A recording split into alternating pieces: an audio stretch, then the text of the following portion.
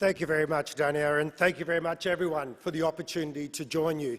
First of all, can I begin by just thanking John for his welcome to country, and in doing so, acknowledge that we're on Whadjuk country of the Noongar Nation, and acknowledge the traditional owners on the land on which we meet. We acknowledge their elders, past and present, and give thanks for the opportunity to share this country. And while we're on it, let me say, it's great to be here at the Western Hotel, who play a vital role for us in relation to managing the COVID-19 situation. But also, it reminds me that we are literally just metres from the former office of A.O. Neville, the Protector of Aborigines, and the overseer of some of our darkest history. So let us take the opportunity just to recommit ourselves to reconciliation and the journey on a better future. Can I acknowledge Simon Millman, the member for the second best electorate in Western Australia, Mount Lawley, but importantly for me, the Parliamentary Secretary who assists me in so many aspects of my portfolio. Other distinguished guests, and thank you very much, Rebecca, for hosting us today on behalf of CEDA, and Dania from ARAP for your kind introduction. I'd like to start my remarks today a little differently. Look, I've got to be honest with you, this speech is a 20-minute page turner. It's a thumper. And some of you may be distracted by lunch or other aspects of your lives before we get to the end. So let's dive into the key message, right? So usually when we do these types of things, there's a lot of long, extended contextual build-up that culminates in the pointy end, the big announcement or the grand finale. And look, I understand that type of speech, appears to mirror sometimes the slower work of government, where there's a gradual build-up to policy, a legislated aim, or a commitment in an election. And there's a time, a place and a reason for all of that. However, today, if you don't mind, I'd like to flip it and start off with the pointy end first. And that is my answer to the question I hear often as the Minister for State Development. Where do we, as a state of Western Australia, want to be in the future? What is our identity and how do we get there? And I expect my answer to these questions will be similar to many of you as leaders of the community and industry. And that answer is this. By 2035, we aim to be at the forefront of a cleaner, greener, technologically driven economy that provides tens of thousands of well-paid Western Australian jobs and acts as a ballast to the cyclical nature of the boom-bust raw material extraction sector of the state. By 2035, we aim to be a state that is confident in its strengths, has built purposefully outwards from its traditional industries, and has diversified its economy into strong, external-facing sectors that are targeted and prioritised. Sectors including energy, including hydrogen and battery energy storage, METS, robotics and advanced technology operations, tourism, events and creative industries, international education, agriculture and food production, defence industries, space industries, and health and medical life sciences.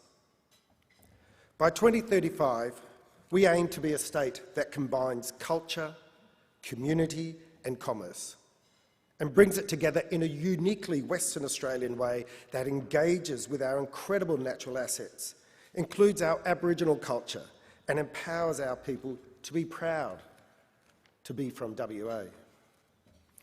By 2035, we want Western Australia to be the California of the Indian Ocean Rim and Perth to be its San Francisco. Smart, agile, targeted and self-assured, attracting talent from around the globe. Western Australia can and should be a global destination for all these things. Advanced manufacturing, robotics, medical research. We have the resources, we have the capability, we have the location and the space. And most importantly, under this government, we have already built the foundations. Now, we just need to get there. and I want to get there by at least 2035. This is entirely possible and manageable, but only if we act quickly and with purpose. In my role as Minister for State Development, I'm constantly meeting members of the business community, including many of you here today. And what industry has told me repeatedly is that it does not need extensive government funding to enable their industries. Rather, they need a government to provide policy leadership, the right framework, the right environment for their industries to flourish. This is what the McGowan government is doing, listening to industry's concerns and then acting on them. And let's look at the facts. In almost every global trend, WA has a comparative advantage. The shift of economic power into our time zone, the increasing global demand and competition for natural resources, the global requirement to decarbonise, and the continuing revolution in energy, computing power and data, and communications and robotic technology.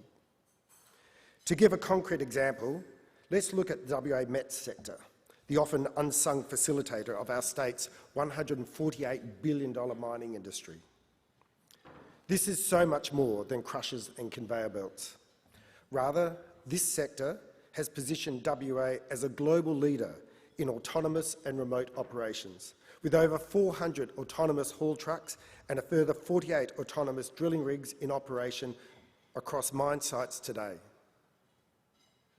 This technology is not applied at this scale anywhere else in the world. We are doing it right here in WA. So let's build on it.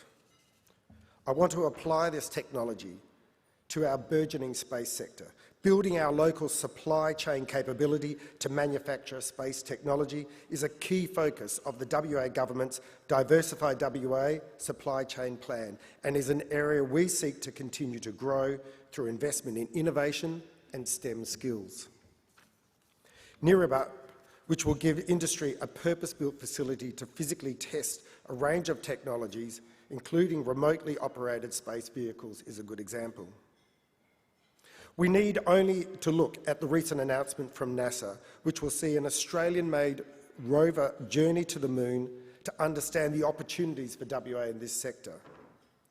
Given the state's recent partnership with the Japanese Space Agency and SpaceX with BINAR-1, WA has clearly demonstrated our capability to be competitive in this area. Ladies and gentlemen, the possibilities are endless. By playing to our strengths, we can unlock new opportunities, attract investment, boost the value of our exports, secure our local supply chains, and most importantly, create jobs. By undertaking this, we can ultimately break free from the boom-bust cycles of global resource markets that so often constrain our thinking and constrain our economy. And these new industries also mean new jobs. Deloitte's Future Cities, a New Way report, projected over 75,000 jobs in these expanding sectors over the next decade. MedTech Pharma Growth Centre predicted around 30,000 jobs for WA in the medtech and life sciences sectors alone. On top of this, the Australian Conservation Foundation recently estimated almost 70,000 jobs in sectors like critical minerals refining, green metals and hydrogen can be created by 2040. In my view, Western Australia should aim to meet and exceed these expectations. And we're already making great strides to get there. For example, another launchpad for WA's future is our phenomenal progress in the state's battery industry, showing that we are well on our way to cementing our state to be a critical link in the future batteries industry supply chain. With demand for battery storage capability driven by the rise of electric vehicles and the need for grid stability, battery systems technology is taking centre stage in WA. Led by the Future Batteries and Critical Minerals Industry Strategy under my colleague Bill Johnson, the Minister for Mines and Energy, the WA government has been focused on translating potential into reality by value-adding and processing our raw materials right here, right now in WA. Three of the world's largest producers of lithium, Tianqi, Albemarle and SQM, are also developing downstream processing projects in WA and are each partnered with Western Australian companies.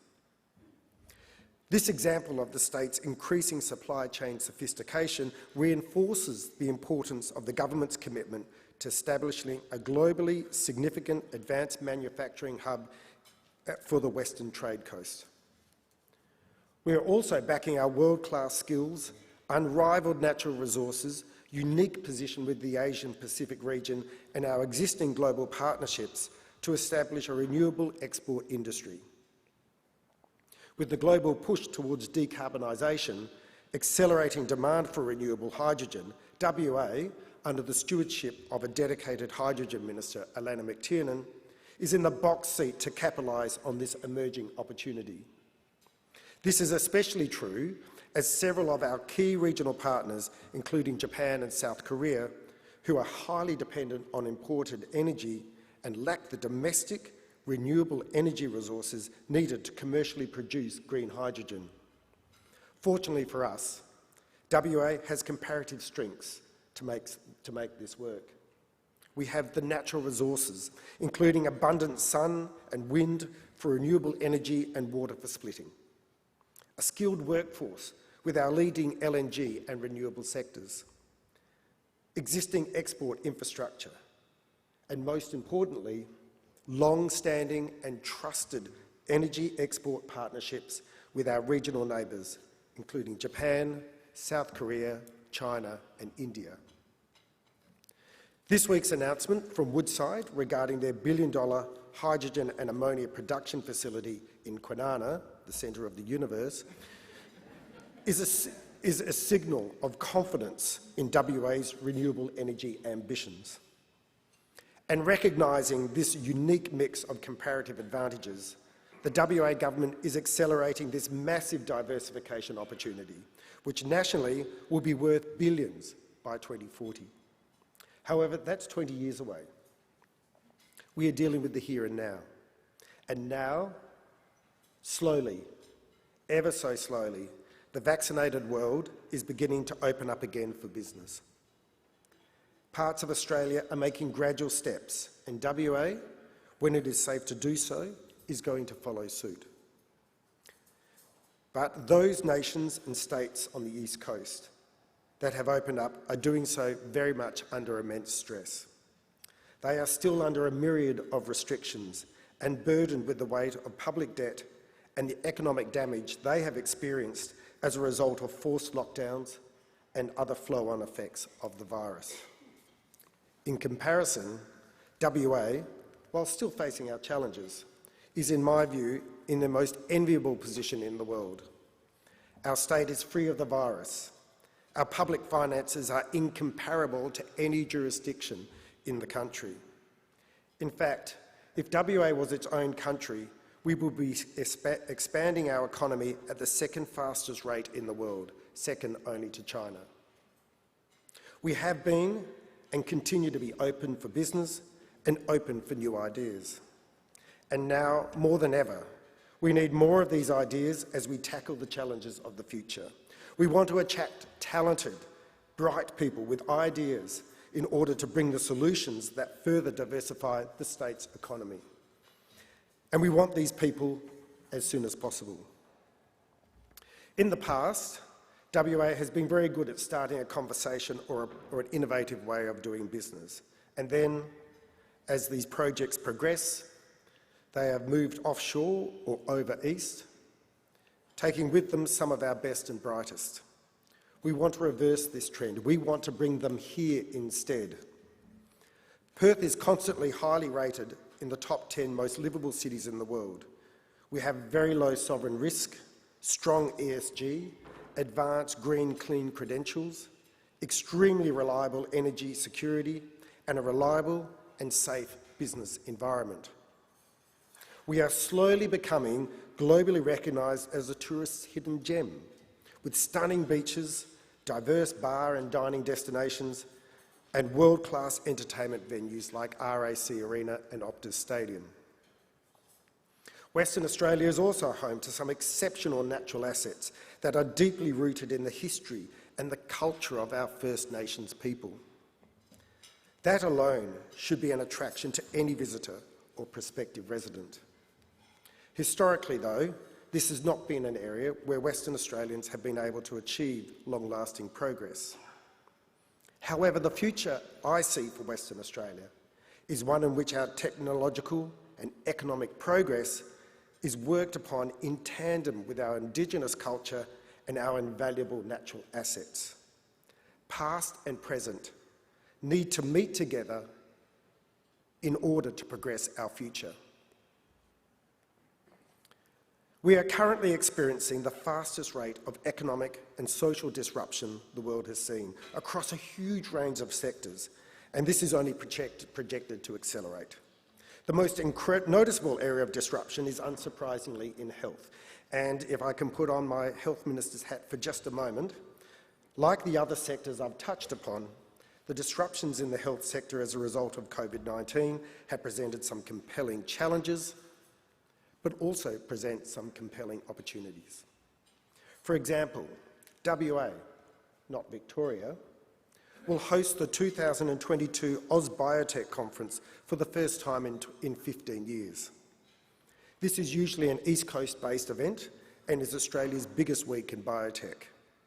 Also in 2022, for the first time ever, the AusBiotech Invest and Partnering Program will leave Melbourne and be held in Perth, bringing senior pharmaceutical and biotech executives to our state and giving them a chance to discover firsthand our thriving life sciences ecosystem. The next step for this local industry is growing our capability to develop and commercialise health and medical products for the global marketplace and develop them here in Western Australia.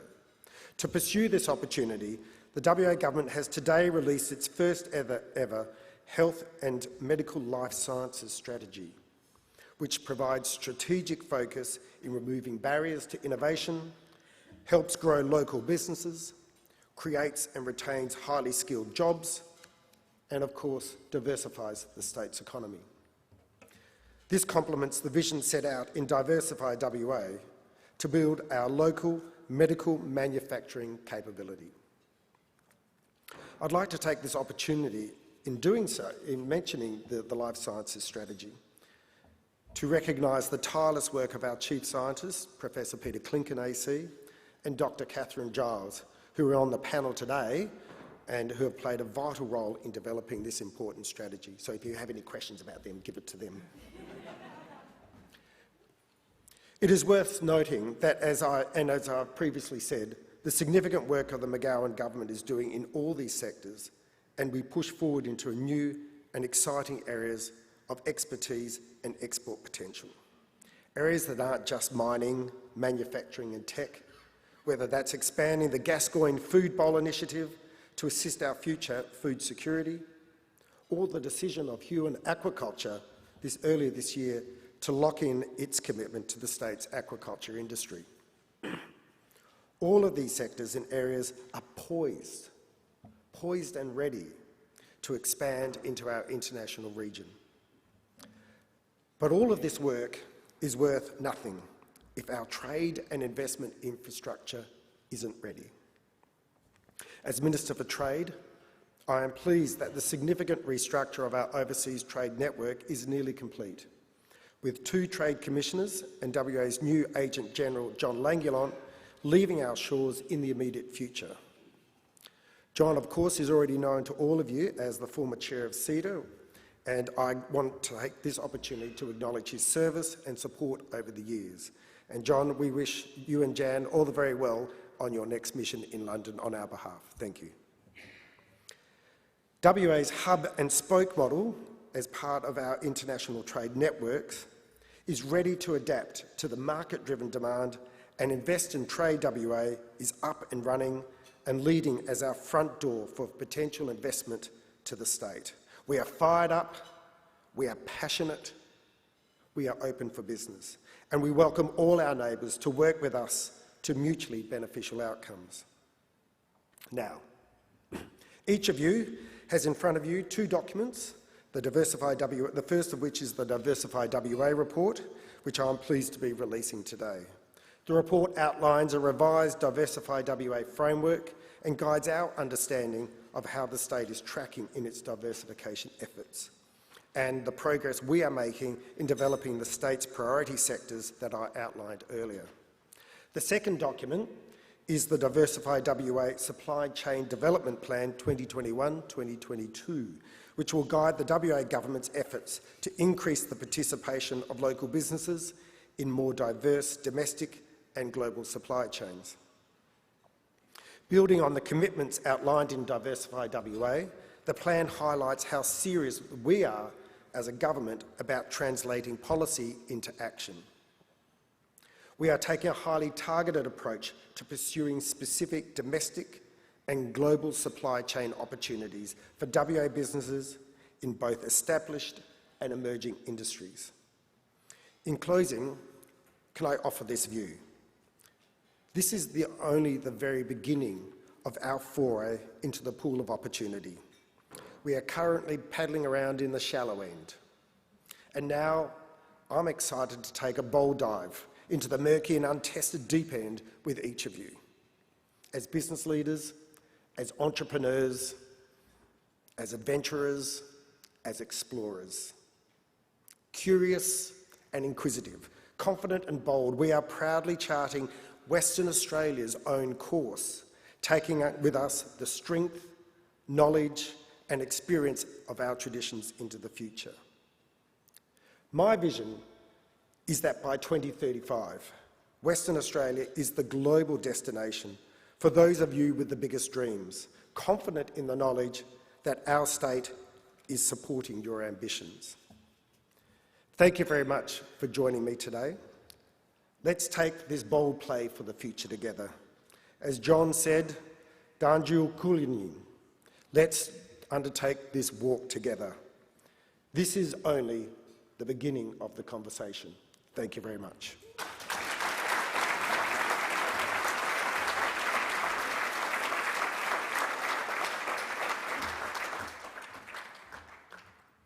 Thank you, Minister. Please don't get too comfortable down there. Can I please ask you to now join our panellists for what I'm sure will be an interesting and lively conversation. Our panellists today are well known to many of you. Jason Craig, Chief Marketing and Trading Officer, CBH Group. Dr. Katharine Giles, CEO, OncoRes Medical. Professor Peter Klinken, Chief Scientist. Renee Sayers, Deputy Director, Space Science and Technology Centre, School of Earth and Planetary Sciences, Curtin University. And finally, Fran Lawrence, Director of Corporate Affairs, Cannings Purple, will moderate this discussion, and then she'll invite you to put your questions to the panel. Thank you.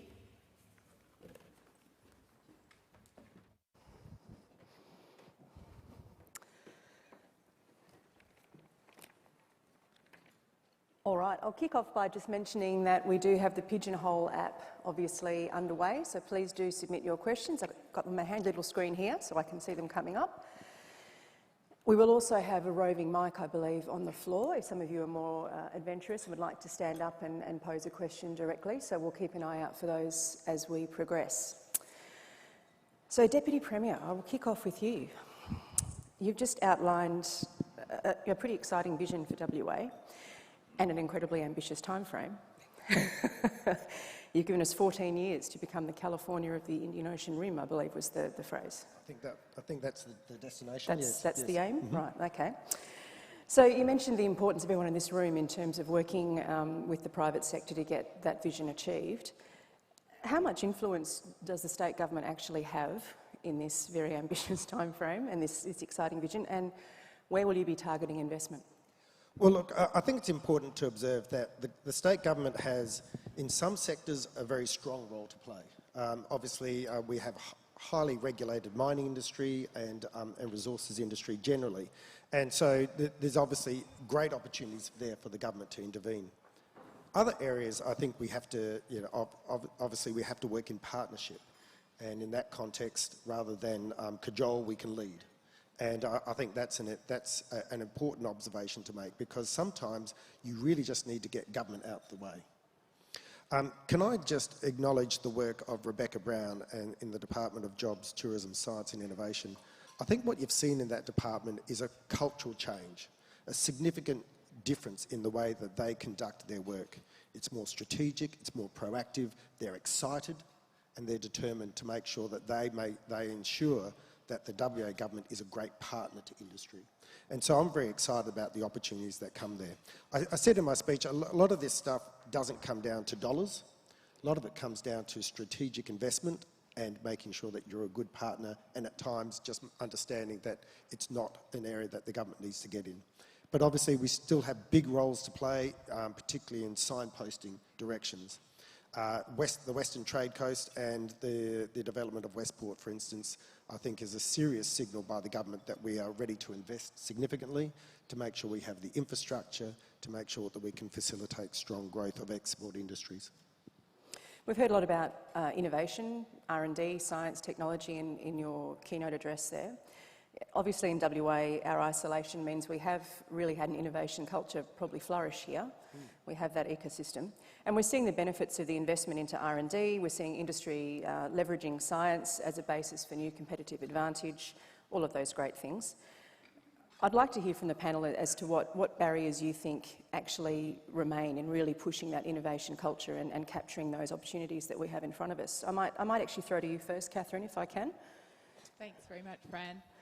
So I think the sort of three key components that we see as important for a flourishing innovation ecosystem would be lots of great ideas, globally relevant innovation, which we have here in spades.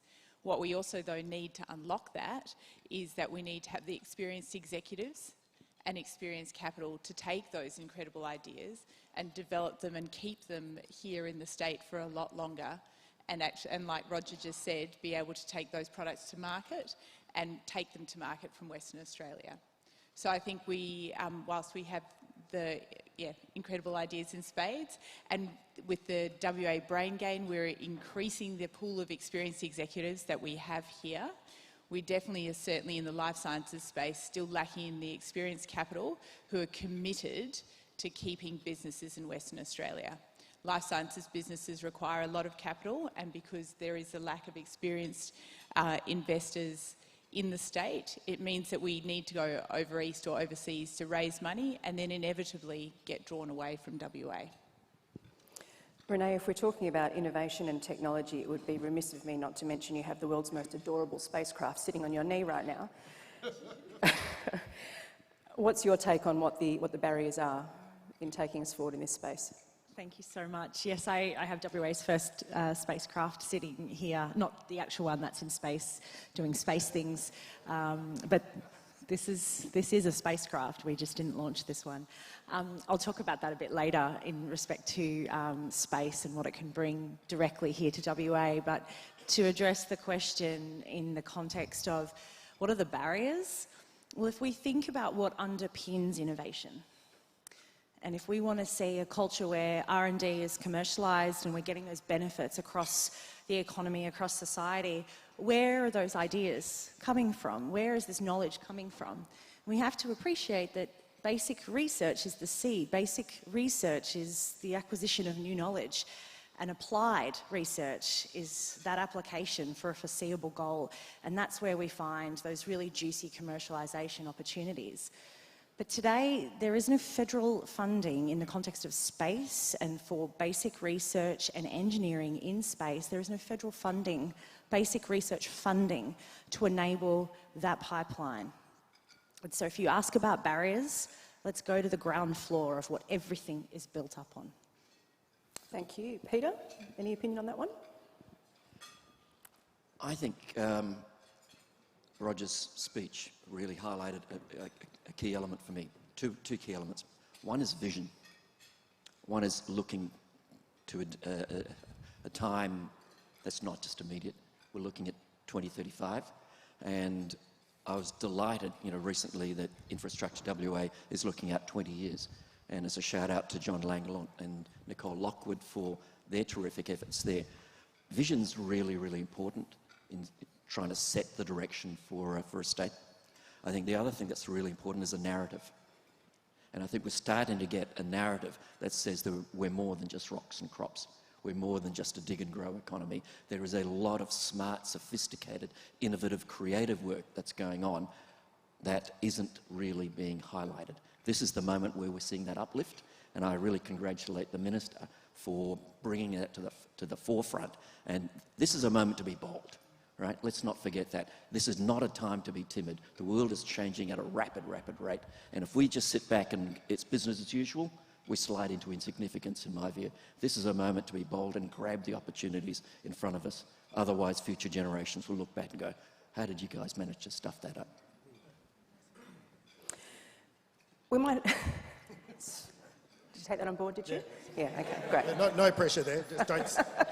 Peter will take you outside later. Don't stuff up. Okay, good. We might move on to talking about advanced manufacturing now. We've talked about a range of new industries being developed to diversify WA.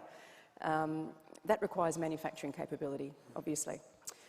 Do we have that capability to advance the technologies that we're discussing today? And if not, where do we need to invest to make sure that we have the skills, the capability and the capacity to actually seize that opportunity? Yes, I absolutely think we have the capability to expand into any areas of manufacturing. In addition to that, we've obviously done a lot of work around STEM and around skills analysis, or building up the skill base within our workforce. You've seen that in our reduction for TAFE courses across a range of industries where we need to have more people and better skilled people working in those specific industries. But 5 years ago, if you said that Western Australia couldn't have a large manufacturing capacity in rail cars, or if you said we could, we'd say, no, that's not our stick. Remember, we shut down the Midland rail yards? We don't do that anymore. We do the other stuff. But in short 5 years, you've seen the establishment of a manufacturing capacity around our passenger rail cars, and now you're seeing a large amount of work being done into iron ore cars and parts, standing up a whole industry. And we're not taking the entire sector. We're taking a very small portion of it. But all of a sudden, in that small step, we've established a whole new industry sector. So these things are, I think, we are only limited by, the only capacity limitation we have is on our determination and in our vision. And we can do anything we put our minds to. And so they are two good examples of just how we can do anything we want. We've got the education infrastructure, we have the capacity, we've got the skills. Sure, we'll need to continue to attract more people into our community to augment that, but I reckon Western Australians can do anything they put their minds to. Any other takes on the panel on that question? I'll just chime in with some of the sophisticated advanced manufacturing that goes on in this state. You know, what about Austral ships? Makes 15% of the US Navy. You know, don't tell me that we can't do this sort of stuff.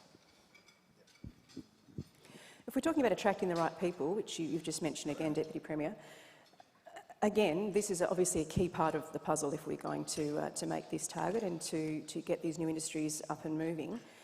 As a state, how do we overcome that issue? We're about to, hopefully sometime soon, open up the borders again.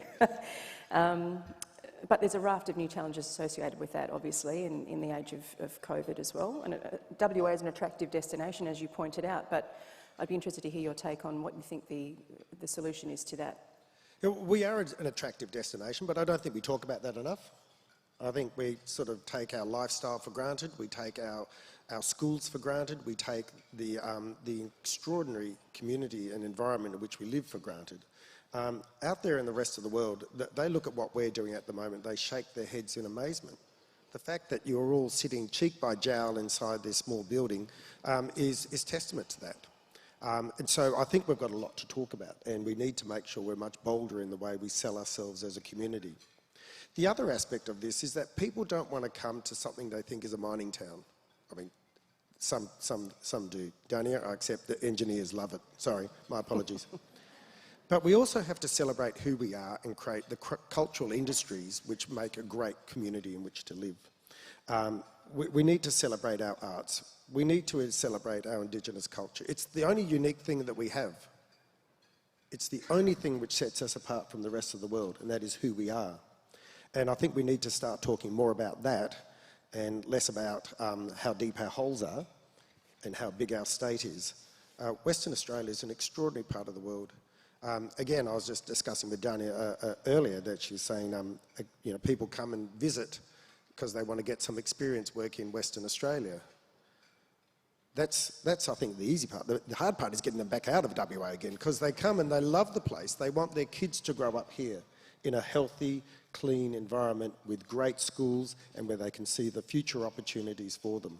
And as Peter said earlier, I mean, we just need to start making that part of our narrative and continue to talk about it. Can I ask the rest of the panel, do you agree with that take? Is there more we could be doing in that space? Well, I guess maybe I could use OncoRes as a bit of an example. When we set it up in 2016, I was told that don't even bother to set that company up in Perth. There is no way that you are ever going to be able to recruit a team to do that kind of high-level medical device innovation, and particularly engineering, out of WA. I'm proud to say today we have 12 staff in our Netherlands office with a mix of global experience, a team that I would be proud of if I was in the middle of Silicon Valley. We've benefited a lot from exactly that. We've had Simon Graindorge, our COO, move back from 20 years overseas in venture and at the IP group because he had young kids. We've got a number of other people in our company who've done that, and Sophie and Wes, who are here today, are both also immigrants to Western Australia from Ireland and Belgium. So we've got a very diverse team from different backgrounds and have capitalised on exactly that. Living proof. There you go. Jason, you've been very quiet there. Must be your turn. We've talked about new industries. Agriculture is obviously an existing industry, and it's a huge part of what we do. It was our second major export industry in 2020, and we exported around 80% of our agricultural production. So if we're talking about diversifying, if we're talking about new opportunities, what can we do for post-farm gate value add in the ag sector? Yeah, thanks, Fran. I think, you know, from a diversification perspective and a value add perspective, you know, on the grain sector, about 90% of our grain is exported, so it's actually, you know, even greater than the 80%. And, you know, we are looking at a lot of value add opportunities. CBH, for example, has invested in a Blue Lake Milling, which is a oat processing facility, and we've put a lot of significant investment in Forestfield with this. You probably don't realise, but when you eat oats at home, a lot of the home brands are actually from Blue Lake Milling. And so a lot of West Australians and Australians are already eating these products. When we did this investment, we really weren't quite sure what the international market would be like. Within the 3 years that we've invested, we've gone from a very small capacity to actually filling all of that capacity. So there are value-add opportunities. In the food sector, some of them are more niche opportunities. In some areas, for example, I use wheat as a good example here. You know, many of our politicians and many people in the industry, outside the industry, say to us, why don't you produce flour here and export it to the rest of the world? There are a number of issues in respect to that. Flour milling is a blend of many wheats from many international destinations, which we see in other markets. There are also some regulatory and import restrictions in certain markets. So not every grain that we produce can be value added, but I think there are a lot more opportunities that we can continue to look at. Thanks, Jason. If we're on the subject of export markets, so if we're diversifying, it's not just about the products, it's about what we're doing with it and where it's going. So, Deputy Premier, the government has taken some great strides in assisting business in opening new markets. We've got new WA trade envoys, we've got new free trade agreements. Jason, I'd also ask you again, you've worked hard at diversifying your export markets and WA Exporter of the Year, I believe, recently. Interested to hear from both of you on where you think we're going to next in terms of export markets, what we can do in this space. In the same way we have to diversify our economy, we have to diversify our markets, and we have to diversify our products. Obviously, you've seen, we always talk about the excitement that gets created by the large numbers around exports to China, and that is a huge part of our strength and one that we want to continue to build on. But we can't do that in the absence of making sure that we don't realise the opportunities that come from other markets. As I was saying, our trade commissioners and John are about to head out into field. Obviously, they haven't been able to be there of late because of a global pandemic, but we're very much looking forward to seeing them drive that strategy. And can I just say, in relation to the Trade Commissioner's offices, in the past we've seen these as being almost sole trader relationship building exercises. Under the new network and hub and spoke model, we're looking for our Trade Commissioners to take a very strategic approach to their work, making sure that they understand what the priorities for Western Australia are and reporting against their results against those priorities. So rather than a more perhaps relaxed approach, we want to see those Trade Commission and their hub and spoke offices really drive the amount of investment opportunities coming to Western Australia. So no pressure there, John, at all. Jason, you guys have done a great job, as I said, at diversifying your markets to date. Are there strategies that you've employed that you think would apply across industries that might help in this area? Look, I think there are, and without doubt, diversification is important. I do note that it's not easy. And I think there's a lot of people, talk about diversification, but it is very difficult in reality. And I look at some of the markets that we've had to diversify in, whilst, some of them get in the news, like barley to Mexico to produce Corona beer was a fantastic initiative by us. But, there were many, many months and years behind that. And, probably our big success actually was into Thailand for feed barley, which took us 2 or 3 years to develop. Australian Export Grain Innovation Centre, which is the state government funds here, helped us from a technical ability to really provide us with the opportunity into Thailand. There were a number of other key things we did, working with key partners in Thailand to develop that. And you have to have a long-term view. It's easy for me at CBH, we're 80 years of age, or plus 80 years of age, and we want to be here for another 80 years, so we can look a lot longer term. But the minute you start to look from a short-term view, you lose that ability to have success. You will have a few small wins, but you tend not to be as successful. And we've had lots of losses, I guess. India for malting barley has been one that, we're struggling to develop, but it is a long-term process. And while some of them can be very, very shiny, it's normally the ones that have been that slow grind that provide you the most success. Thanks, Jason. We have got a few questions coming through online, so I might throw to one of those now. This is a question from Tom Gardner. Probably one for you, Deputy Premier. A decade ago, CEDA in WA ran a series of events focused on inventing the future. What is the current government's plan to deliver the vision you have just described so that we don't repeat this discussion in another 10 years? Well, what I can assure you, Tom, is that in 10 years' time, we'll have this discussion again and the world will look completely different from what it is now. I think, every strategy survives only as long as its first engagement with the enemy. And from that perspective, we'll have to be nimble and we'll have to be able to pivot to take advantage of opportunities as they come up. So from that point of view, what I've talked about today is what the government considers our main priorities in terms of how we realise that vision. But I understand that obviously some of these things will go better than others and other opportunities will come up in the meantime, which we'll obviously be mad not to take advantage of, given the extent to which they represent. So look, we have a range of different policies and opportunities coming forward, but clearly, I just want to point to the work that Bill Johnson's doing in the critical minerals and battery energy space, the work that Alana McTiernan is doing as Hydrogen Minister, but also as Minister for Agriculture.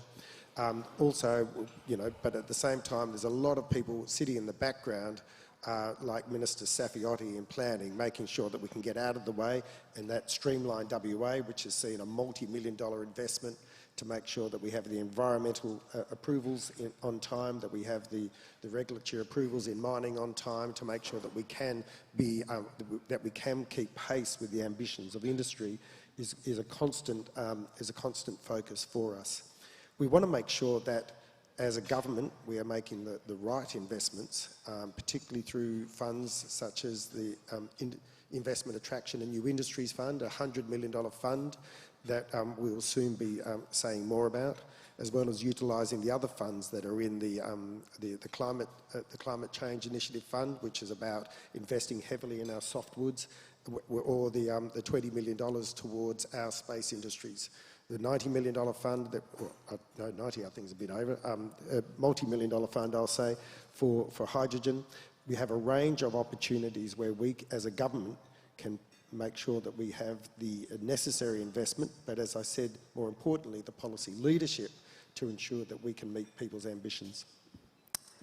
Thank you. You just mentioned space again, so let's talk space, Renee. Let's talk space.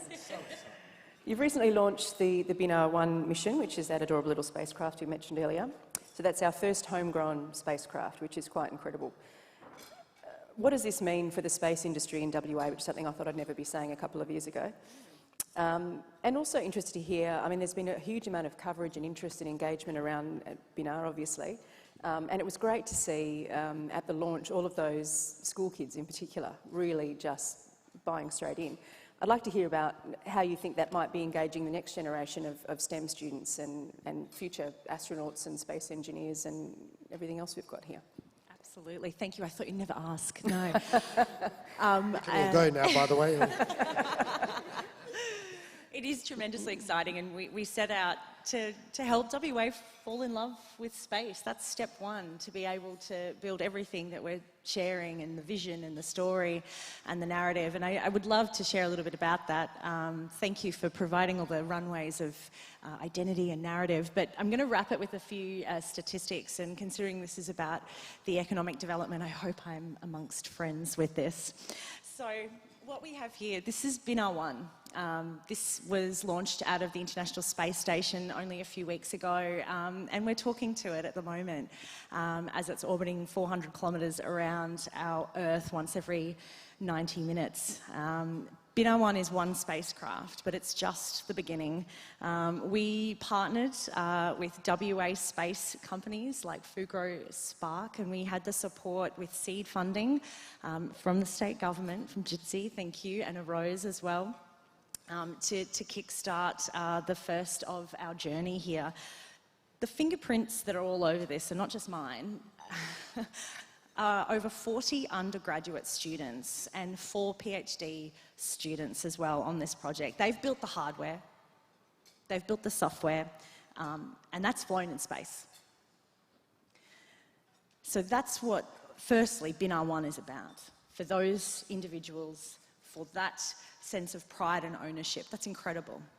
But Bina 1 is just the beginning. It's not a project, it's a program. And it's going to be followed by 6 more spacecraft in the next 18 months, all on an R&D pathway to get us, WA, on the moon, to the moon. And what's fabulous about this is it's because of the technology, the homegrown innovations that have been developed right here that's allowed us to do that. So normally you can see some gaps in the spacecraft I'm holding here. That's actually a really good thing. This is just the guts, this is the bus, this is all the subsystems, the critical elements that allow you to fly whatever the thing is you want in space. And to have a lot of space in a 1U, we call these CubeSats, is incredible. Normally I'd hold this up and it would be full to the brim, full of different bits of systems that people buy from around the world, from lots of different supply chains, and they assemble them all in a lab where the increase of human error is, and they only get one. And you've bought it from all around the world, and you assemble it together, and then you integrate your instrument, your payload, the thing you want to do in space. So what the team have done is been able to put everything on a single printed circuit board. And so now we can leverage advanced manufacturing like consumer electronics, and we print the guts of spacecraft now. We print them, and that's why you see a lot of space here. And it's that leverage that allows us to do it affordably. And so what that means is that we can actually fly regularly, rapidly, and we can put WA innovations from startups, from students, from schools, all along that pipeline. And so at the end of the day, if you want to be in space and succeed in the sector, you've got to be in there. You've got to be flying that. And so why do we need an economy around space? Well, the cool thing about this is that it's not a waste of money, which we often have to sit here and validate. Why spend money on space when we have so many problems here on Earth? And the thing is, it does really good things for economies. So the space sector globally is growing at 8 to 9%, and it's 3 times faster than average economic growth. And what's particularly relevant here for WA with the BINAR space program is the space exploration component of the sector, so building the off-Earth economy, the Artemis program, the work that SpaceX is doing, the things that we're contributing to here is growing at 23%. In a single year, NASA saw in the US in 2019, they put $21 billion into NASA through their science-based research and missions, and that kicked out $63 billion back into the US economy. So we're looking at a 3-to-1. So if you're going to get that type of return on investment in a single year, the question is, why aren't we investing in space? Why aren't we causing this to be the contributing factor to a diverse economy? And it gives us identity. We ask what our WA kids, not just today but tomorrow, will identify with. What is going to be the thing that lifts us all a little bit taller and brings us all together? It's the endeavours that share, not just here in WA, but around the world. And I think that's what we're looking at, a change of identity, inspiration, and that all comes from clever investment where we have the blueprints ready to go. Yeah. Boom. Can I just also say on that, Fran, if you can work out how to fix a gas pipe at the bottom of the ocean, chances are you know how to run a robot on the moon, right? And in addition to that, the great work that Rose is doing, along with Curtin University, is really bringing through a new generation of mechanitronics. And if you go to some of our oil and gas companies at the moment, they have North American accents. I asked one of them, what are you doing in Western Australia? He said, well, I used to work at NASA, but I'm coming here to where the action's at. Look, and so I know space sort of seems like the final frontier. It's a bit out there, but it is so interconnected with our economy, our education, the way we develop our young people. It's such an exciting opportunity for WA. I can see Peter champing at the bit here, so sorry, go on, Peter. I'm so excited. People know that I'm the big Kev of science, you know that. That was a joke. Went down really well, that one. It's a tough audience. I'm on the board of the Australian Space Agency, and I can tell you that NASA really wants to interact with Australia, but they really, really want to interact with WA. And why? Because we do remote ops really well. If we can do remote ops 2,000 kilometres away, we can do it to the moon. Right? So they are over here interacting with Woodside, for example, with the Robonaut. You know, there are so many different examples of where NASA is really interested in working with WA, not the least through Spark and Arose, a couple of great organisations that have been set up with the support of the government. But this is a moment when we've developed fabulous technology, you know, in local capability, which is now applicable anywhere around the world. We could be running mines in Africa, South America, Manchuria right now, right? We could be monitoring hospitals in Indonesia from here. So that technology is really cross-cutting, and it's a moment where we say, okay, we're really good at this, where else can we go with it? So look, on that subject, Peter, we've obviously had the automation and robotics precinct open in Neerabup fairly recently. So some exciting work going to be done there over the coming years. Obviously that at this stage, as you said, is fairly mining sector focused, but transferable. What do you see, Peter, as the best way for us to capitalise on those strengths and on that innovation that we have in Perth? Well, let's start talking about it for a start. You know, I think one of the things that we've done remarkably well is to keep our head down, rear ends up and get on with the job. We don't talk up enough about what we do. I don't think we collaborate as well as we could. I think there's a massive opportunity. It's what I call the little candle approach, that rugged individualism. I'm going to have a go. It's, me against the world sort of thing. In the world that we live in now, you have to come together in big teams, right, if you're going to compete globally. The competition is not local, the competition is global. So let's work together, let's build our strengths, and then really take that to the rest of the planet.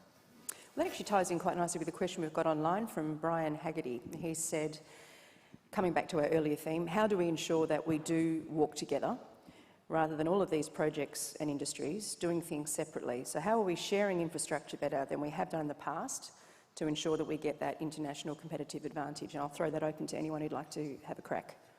I'm giving you a 10-second warning though, Renee. This is an open platform, right? So just like you would support infrastructure on collaboration through research, we're making this accessible. We're making this accessible for WA startups, for students. We're working with school kids right now, as well as every mission will have student, including the one that's up there now, student software and hardware. So you offer that up, you're breaking down the barrier. One of the things in space, if we want to break into this market, is access to space. It's all well and good that we're getting our price of launch coming down, but if your spacecraft still costs millions and the pathway to get there is long, we are not going to see the type of investment in our local businesses to develop these new technologies, to break into markets, to bring these innovations around. We won't see it. And so we have to find a way that we can rapidly iterate, get validated in space, and offer this for business, for students, for people here in WA to get cracking, start collaborating and put things on this and take it up to space. This is WA's. Bina is the Noongar word for fireball. It is the WA space program.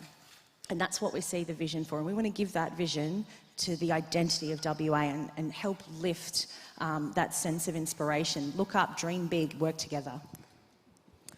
Thanks, Renee. Katharine, how does that collaboration look in the health sector? We do some incredible things in WA, obviously. OncoRes is one of them. But I'd love to hear what your thoughts are on that. Yeah, great question. So, it's been so exciting listening to Renee, because I think of one of the key struggles for us is that there has been an incredible amount of innovation, Western Australian medical innovation, that has gone out and changed the face of patient care globally. But I would challenge you to be able to, name 3 or 4 or 5 of them, or even perhaps one. So we're really not very good at establishing and developing that community awareness around our medical innovation community and our success. And like Renee said as well, having space as part of our identity, we really should already today have medical innovation and life sciences as part of our identity. So because of Western Australians, we don't have to cut people's stomachs out when they get a stomach ulcer anymore because of Barry Marshall and Helicobacter. Thanks to Western Australians, you don't have to do massive open laparotomy surgery to fix someone's aneurysm in their stomach. Thanks to Michael Lawrence Brown and David Hartley from RPH, you can have this done under angiographic guidance through a small incision in your groin. And that technology, the Zenith endograph, a bespoke graft, has been implanted into over 100,000 patients around the world and forms the linchpin of Cook Medical, a global medical devices manufacturing, which happens in Brisbane. So, those are just 2 examples of we have had this incredible success. I think a big thing for me when we set up OncoRes was a determination to show we can do this from WA. Let's not let our great medical innovation leave our shores too early. And, no one ever will remember that awesome idea actually came from WA. Thank you. I'd like to talk about energy for a minute. We've obviously just had a significant announcement from Woodside with H2 Perth, a $1 billion plant down in good old Kwinana, best electorate in the world. We've got of the universe. Apologies, universe. We've got COP26 starting on Sunday, obviously, in Glasgow. So this is an area that is attracting global attention, the net zero conversation that's going on in businesses, governments. Everyone in this room would have these conversations. Wondering how these new industries that we are coming through with, we've got Lithium Valley coming through, again in the best lecturate in the universe as well, how are they going to help WA reach net zero targets? Yeah, that's a great question, and in acknowledging the centre of the universe, it occurs to me that Jason from CBH is at one end of the great industrial strip we have in Quinana, and we've got Jim Fitzgerald here from CIVMEC at the other end, and between them they have some of the most valuable real estate for Western Australia, producing over $18 billion injected into our economy each year in that small patch alone. So a lot of work we need to do to make sure that we really realise the strategic opportunities coming there. And obviously the demand across the world to decarbonise our economies is going to consume many governments and certainly our economy in the short to medium term. And it represents a huge opportunity for Western Australia.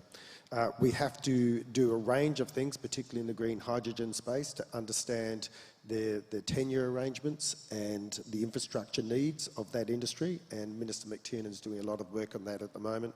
In addition to that, Minister Amber-Jade Sanderson, who's the Minister for the Environment, is trying to make sure that we take the sum, I think, 12 million square kilometres of retired pastoral leases that we have to make sure that carbon farming becomes an important economic opportunity for us. I think over the coming 10 years you will see severe dislocation in the global economy as we seek to try to save this planet, and that represents an opportunity for places like Western Australia, where we have so many of the natural gifts that we need to be able to produce sustainable renewable energy. And energy is the key driver here. If you put synergy aside, the WA Department of Health is the biggest carbon emitter of all government departments. That's an example of just how important it is that we can now generate our electricity with net zero emissions. So we've got big challenges ahead of us, and we will see out of COP26 some of the opportunities come from that, but I don't think we can underestimate how much of an impact it's going to have on all our lives. We're running a little bit short of time. Sorry, carry on, Peter. I was just going to, quickly before we do that, just going to say, if we do have any questions on the floor, please do throw your hand up in the near future so we can make sure that we do get to you. We've got one down here. I'll come back to you in just a minute if that's okay. I'll have to let Peter have his say. Jason first. Oh, don't I was just going to say that, I think there are some opportunities, and, probably it's not recognised, but, CBH and Western Australian growers are some of the most sustainable in the world. And, this year alone, we've sold about $300 or $400 million of sustainably certified product, not only to Europe, but also to the rest of Asia. So I think there is an important point here, not only about our energy usage, but how can we also market some of our products and demonstrate the sustainable practices that we already have, and also what we're going to have going into the future. And, we've been on this program for more than 10 or 11 years, I think it is now. And, it is obviously the way it's moving, it's becoming increasingly, there's more requirements, but, we've been able to meet that challenge, and Western Australian growers have been leading Australia and some of the world in this. Can I quickly chip in? Absolutely. All right. Look, we're going through the third and the fourth industrial revolutions right now. It's probably the fastest time the world has ever changed. At the first industrial revolution, energy went from wood to coal. Second industrial revolution, you had the introduction of oil and gas. We're now in the third and the fourth, and we're seeing this trend towards renewables. You want to be on the right side of history here. You want to make sure that on that upswing, as that exponential curve happens, that we're on the right side of it, and we are unbelievably positioned to make this orderly transition towards a renewable future. There is no other jurisdiction in the world, in my view, that is blessed with what we've got, and as we see the various strategies falling into place, you can see where Western Australia is going to be the world leader in this. We will be the California of the Southern Hemisphere, in the next 10 to 15 years. We are unbelievably well positioned, not just from our renewables capability in solar, wind, waves, geothermal, potentially tidal, but also with all the battery minerals that we've got. We've got every mineral, including graphite, necessary to make lithium-ion batteries, vanadium-ion batteries, sodium batteries, whatever.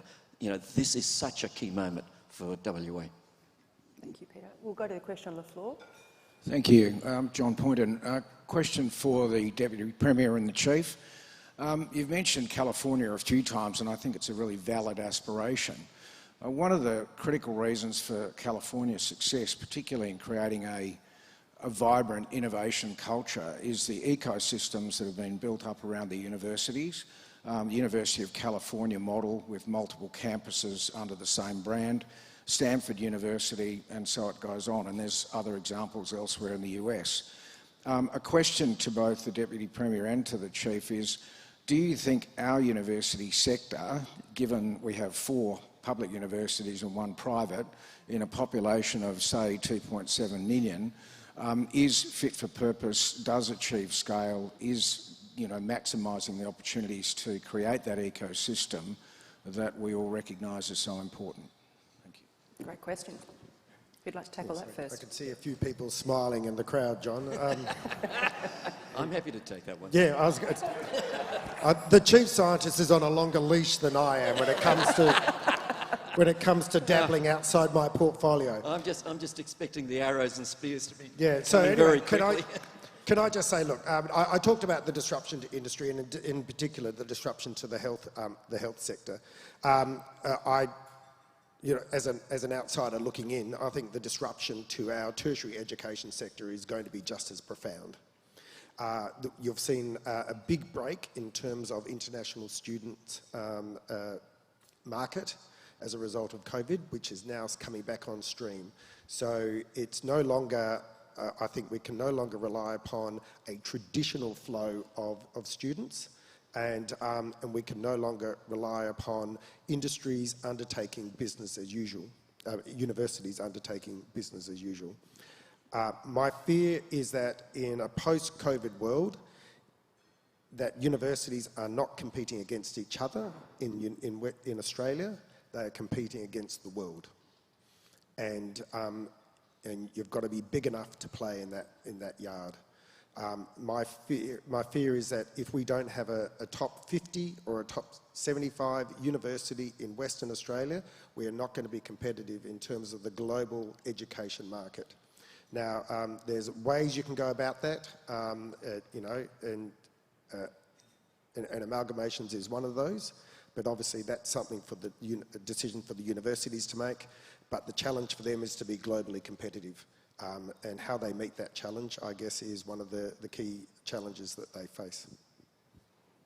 Peter? Well, I think the last CEDA lunch was spent, I was told 40% of that lunch was dedicated to an idea that I put forward. And everyone's slamming me for suggesting, had the temerity to suggest that our 4 public universities should combine into 1.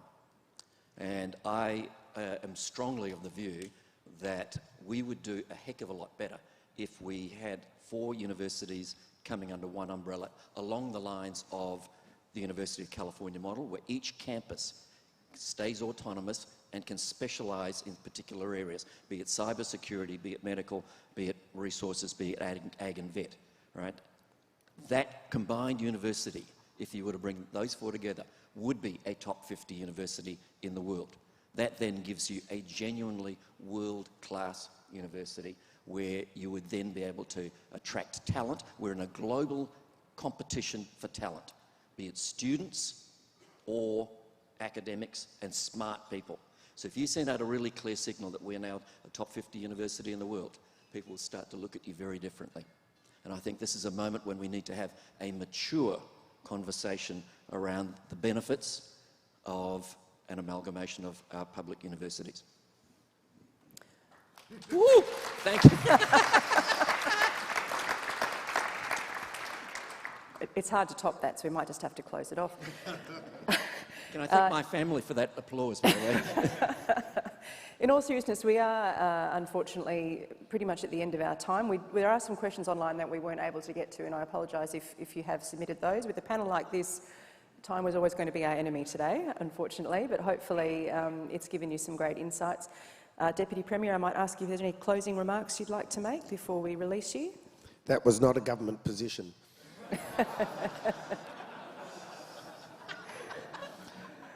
But I'm really interested in the position. Look, thank you very much, everyone. As I said earlier, we understand that this is early days. This is early days, and I think Tom's question before is where are we going to be in 10 years' time, and how do we get there? That's a journey that we're going to have to take together, and it's only by continuing to listen. And this is something the Premier is constantly reinforcing us in Cabinet: is make sure you listen, get out there and listen. Listening is your key strategy.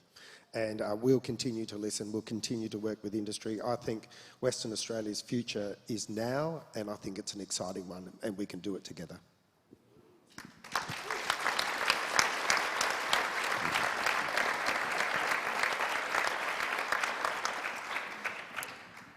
Thank you very much. Anyone else like to make some closing remarks, or you're all done, you're all tapped out? Right. Thank you very much. Thank you for your time, Deputy Premier. Much appreciated. Thank you to the panel. Thanks, folks.